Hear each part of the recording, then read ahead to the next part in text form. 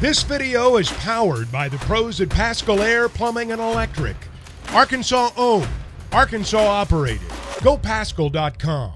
Richard, you've seen it already with a couple of decommitments to Cal and Stanford and other schools across what is still remaining of the Pac-12. What have you noticed immediately about how realignment has affected recruiting this early on?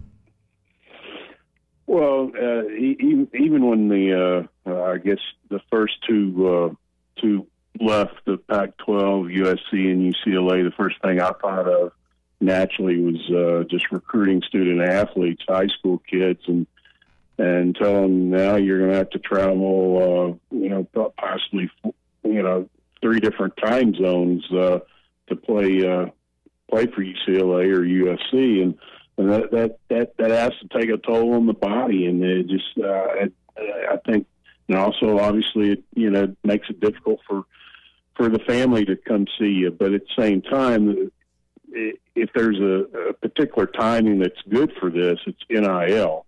NIL, can be part of the recruiting process, and I mean, obviously, it's not supposed to be used the way it is right now, but let's face it, it's going to be going forward. But you can recruit a kid and basically say, travel for your parents will be taken care of. So that's something that I think that is obviously a plus for those schools, but at the same time, I think the wear and tear on coaches and kids to go to travel to games, especially at night games for say an Eastern or Central time zone team to the West Coast is brutal. I know a Power 5 coach who in the Central time zone who he and his team went out to the West Coast for a night game. They didn't get back till 6 o'clock the next morning. It was around 5 or 6. It was around 6 o'clock the next morning. That is just brutal. And the coaches basically just had to get off the plane and go to work. And then if you're a student athlete and you need treatment for an injury or whatever, you basically just get off the plane and almost head just to the football complex. So that was just mind blowing to me, and that's the first thing that entered my mind when I heard that USC and UCLA was joining the Big Ten, and now you got 4 teams joining the Big Ten, and then you have Arizona, joining the Big 12. Yeah. I don't know much about it, but I heard Phil talking about a baseball player yesterday that was committed to UCLA that is now going to be a Razorback because of, in large part, this conference realignment and the uncertainty and the travel and all these things. You can kind of read into some of that, but Arkansas has reaped a reward in baseball from what I was hearing Phil lay out yesterday. Yeah, it doesn't surprise me. Obviously, we won't know the full effects until all the teams go to their particular new conferences and 3 or 4 years into the process. But I think it is enough to scare kids from wanting to go to those schools that going to have to go through from West, Pacific time to possibly East Coast time. And it's not. I hate flying. The longest flight I've ever had was 9 hours. I don't think they're going to have that. But nowadays I get on a plane and it's 3 hours. It's brutal. I don't like it.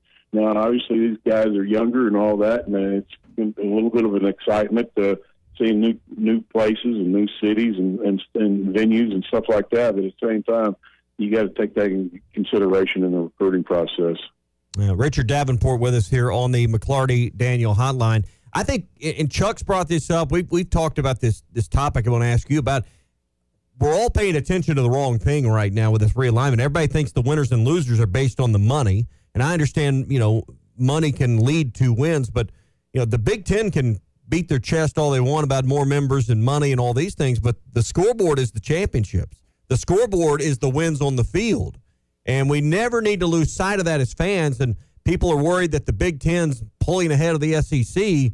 What was it you said, Ty? They've won one championship in 17 years? Yep. Ohio State's the only team. Ohio State won, Richard, we never need to lose NIL money, TV money, all this stuff. The scoreboard should still be, are you winning or are you losing? And I think some of this stuff gets our eyes off the wrong prize. Yeah. I think. Obviously, that's the number one thing. But at the same time, I tend to agree. I don't think this makes the Big Ten more competitive and a threat to the SEC on the football field and on the athletic front. The only thing that I could see is that it opens up more recruiting areas for the Big Ten. The teams in the Central and Eastern time zone for California talent. But only time, like I said, on 3, 4, 10 years from now, we'll have a better idea about that process. Richard Davenport with us here on the Morning Rush McCarty Daniel Hotline. Richard, if the SEC brought Clemson and Florida State into the league, would that do anything to recruiting, considering you're already in both states? I think it continues to up the brand a little bit, especially football-wise. But I just think the SEC has positioned itself, especially with the addition of Texas and Oklahoma. Has positioned themselves to continue to be the leader in most sports, and especially in football. And obviously, if you get Florida State or Clemson both in, that's another feather in your cap. But is it a huge thing? I don't think so, but I think it does help some, at least from a national perspective. Richard, first game's in 24 days. Help me on the rules again. Can they host recruits at War Memorial Stadium in Little Rock? Can they host Little Rock or Central Arkansas? No, they can't. No, they can't. Now, kids can still come to the games, but they have to pay for their own ticket and stuff like that, and can't have any interaction with the coaches. So there'll be some kids that buy their own tickets, especially kids from Arkansas or something like that maybe have family members that already have tickets. But for the most part, I just don't see now a state kid saying, "Yeah, I'm going to travel, 5-6 hours and pay my own way for his tickets and not have an opportunity to interact with the coaches." So instead of 8 games generally that most college football coaches get to recruit to, Arkansas has 6 because the A&M game's considered a home game and the Little Rock game. Is that correct? So they only have 6 compared to 8 that they can actually host visitors in Fayetteville? Yeah, now they can give tickets to kids to the Arlington game if they're the home team, but they cannot have interaction with the kids before or after the game. So the kids can come and watch the game, as guests, but again, there's no interaction with the coaches and the kids.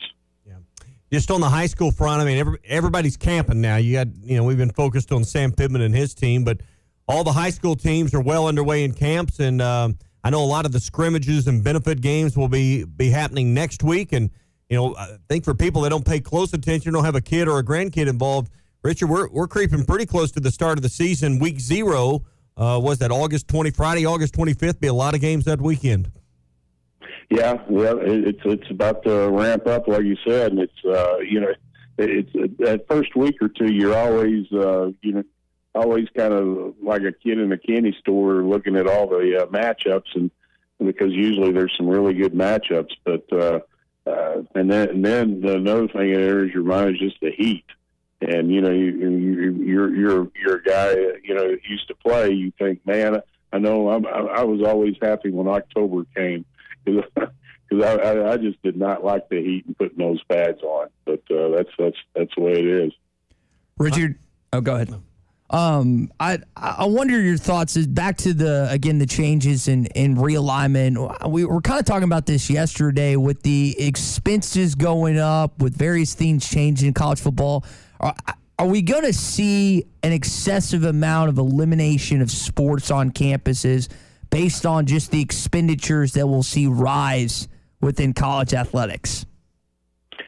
I don't think so, because I don't think the presidents and ADs would go forward if they knew that was that I'm sure they crunched the numbers and figured it all out. I mean, I just tend to think that you talking about bad. I mean, they're already suffering for bad PR right now. Can you imagine having to eliminate some sports because of going to a different league? I would be surprised if that happens. But again, we won't know again until a few hours into the after it happens. Richard, we'll leave it there this morning. Hope you had a good staycation last week, and hopefully you had a good time with Phil. And we'll talk next week as we get closer to this upcoming season. All right, guys. Have a good one. BetOnline is your #1 source for all your betting needs. Get the latest odds, lines, and matchup reports for baseball, boxing, golf, and more. BetOnline continues to be the fastest and easiest way to place your wagers, including live betting and your favorite casino and card games available to play right from your phone. Head to the website or use your mobile device to sign up today and get in on the action. Remember to use our promo code BELIEVE. That's BLEAV for your 50% welcome bonus on your first deposit. Bet online, where the game starts.